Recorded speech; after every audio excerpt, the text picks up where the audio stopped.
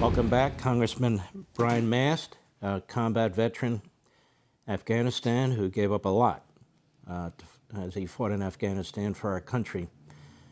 Congressman Mast, there's no good choices now. So just from your own perspective, what you know right now, how could we handle this? What can we do? It's 100 times more complicated than before. We shut down our air base. We took our assets out. We don't have any intelligence. We are in quite a situation here, but it seems to me, unless we use overwhelming military force, we're going to scatter out of there as fast as we can, and we're going to leave God knows how many American citizens and allies behind. What do we do? Mark, the choice has to be making the commitment that we will choose the right strategic objective, and that has to be several things. Every American. No man left behind, no woman left behind, every single American. And President Biden, he's looking at several different red lines. Unfortunately, we have a president that's allowing himself to be given a red line by a terrorist organization that should not be followed whatsoever. But he's given them red line as well. Any interruption whatsoever of our operations will be met with a strict response, with a serious response. We haven't seen that out of him yet to this point. He needs to stand up to that red line and act like an American, and even more so, an American president. That has to be one strategic objective. The second needs to be, if we don't look at the, quote, most advanced military weaponry and every item in that inventory, from Stinger missiles to helicopters to drones to you name it, and say we are going to take every one of those items out of their hands, off of the battle space, then we will see civilians and military alike, not just from the United States, but from other countries killed with our equipment for years to come. Those are two strategic objectives that need to be met. And do you think he'll do that? Unfortunately, no. Again, I'll go back to what I said in an earlier segment. We have a president that's begging for a participation trophy for sinking a ship and then sending out lifeboats and saying, see, look what I did for everybody. His number one goal is the optics. His number one goal is not the American people. His number one goal isn't those that helped us. Let me give you a Joe Biden quote following the Vietnam War. We have zero obligation to get out 1 or 100,000 foreign nationals. Not a moral obligation or otherwise. That's a quote from Joe Biden about those that helped us in Vietnam. That's how he feels about those that help Americans. Zero obligation to them whatsoever. You talk about the callousness, the coldness of him, the disingenuity that we see out of him. It's reflected in his life from the lifetime that he's been in politics right up until this very minute. And it's putting our soldiers and our nation, domestically and abroad, in the greatest risk that probably we've seen in my lifetime.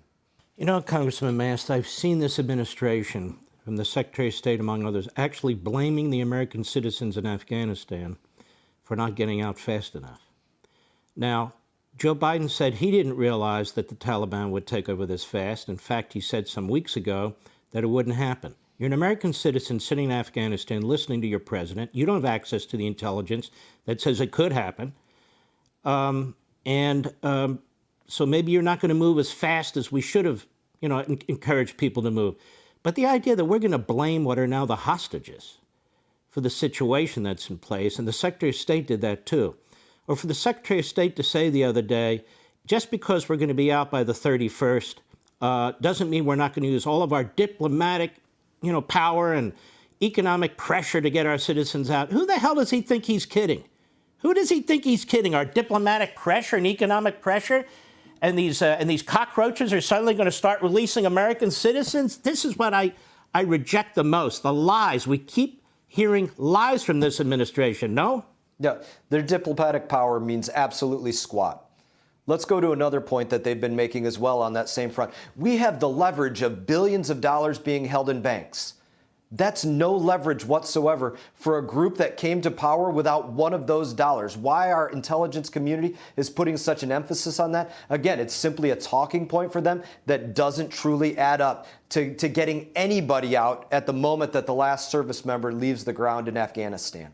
And you look at that situation and all of those and why that occurred. You had contradicting information going back and forth from the State Department, from Department of Defense to the Americans on the ground there. Show up at this time, don't show up on this time.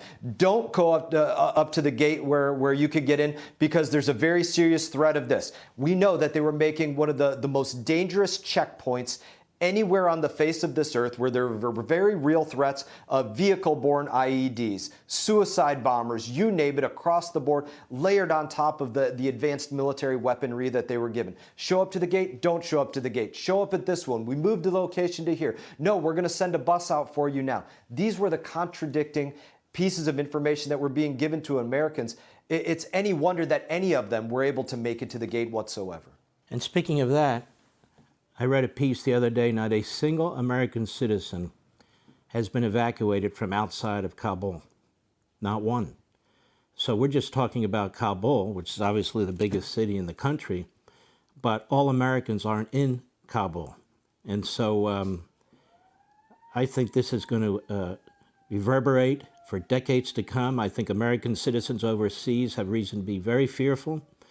I think the fact that the southern border is wide open, even while this is going on, is another impeachable offense. He is not taking the steps to protect this country. He's defied a Supreme Court decision when it comes to other matters. He's acting like a dictator, as is the Speaker of the House. I just think we're at as they say, a tipping point. And either we stand up as American citizens and demand immediate accountability and, yes, recriminations now, or we're going to lose this republic.